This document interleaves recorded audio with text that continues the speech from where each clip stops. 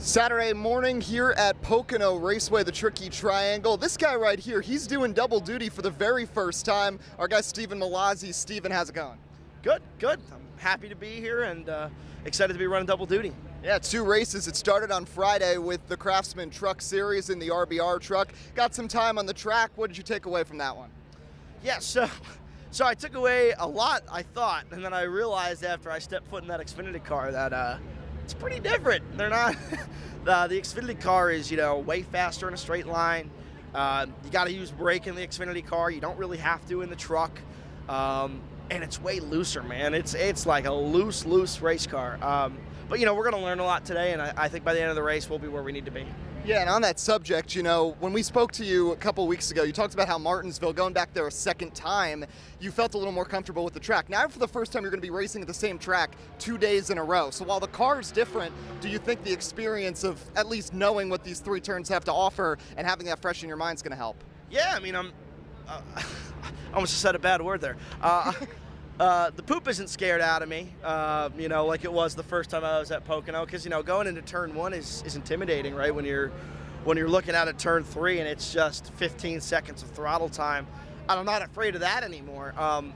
It's just a matter of I really want to do a good job for these guys at Joey Gase, and I want to make sure that everyone ends up happy with the result. And I want to bring the race car home in one piece. It means a lot that Joey reached out to me to drive this thing, and I want to make sure he gets rewarded for picking me. So, yeah. So, of course, this is one of your home tracks. This is one of my home tracks, and for the longest time, it had 2 dates on the schedule. That's not the case anymore. Is this a track you'd like to see a second date come back to?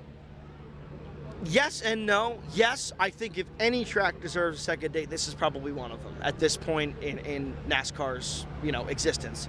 You look at this infield and it is comparable to Talladega in the amount of people who are here and the partying and the fun and the energy. It's awesome. I love it.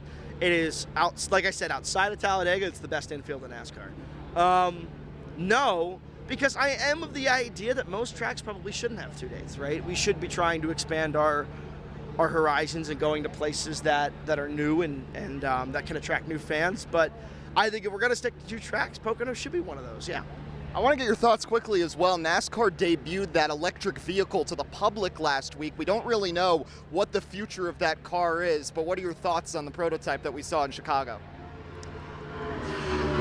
If I know anything about NASCAR's fan base, some of them will be hesitant to accept an electric vehicle.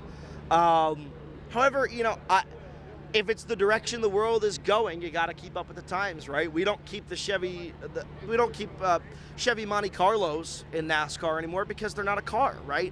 And if there's only electric vehicles on the road in 25 years, then what's the point of running a V8 motor in NASCAR? Now, I think there will always be a niche place for the V8 motor and for what we're doing here, no matter how far away we get with electric vehicles, because they're badass. Like, there's no other way to put it. So yeah, I think there might be a future for it, but I could also see a pathway where it's just something we have in the bank if we need it and don't really use it because what we have right now is working so well. Well, this is a monumental weekend for you. 2 races for the first time. Will you be celebrating at Outback after this debut? Outback's got to open a location near Pocono Raceway. Yeah, I've given out more bloomin' onions than I've ever given out in my life this weekend. I obviously did the truck autograph signing yesterday and the Xfinity one today, and I gave out like 1,000 bloomin' onions to people. So if they had a location, they'd be flooded after this race. Maybe they need to find a franchisee to open one up. But yeah, I will be going to Outback at some point, maybe not today, but definitely in the next couple of days to celebrate. So you've had Icy Vert here as well, along with some of his posse as well. So can you talk about that relationship been able to develop with him? And he's certainly not an industry plant. He's a true fan. Yeah, he's definitely not an industry plant. I've been following him for, gosh, I don't even know how long, because he's a Philly Twitter guy is what he's been this whole time. And I'm a Philly guy, and I'm on Twitter a lot.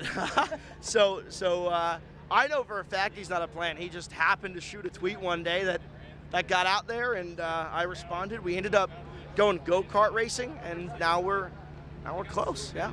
Well, Stephen Mallozzi's Xfinity Series debut is today. Stephen, proud of you, man. Best of luck today. Thank you. Appreciate it, and hope to be on the show again soon, man.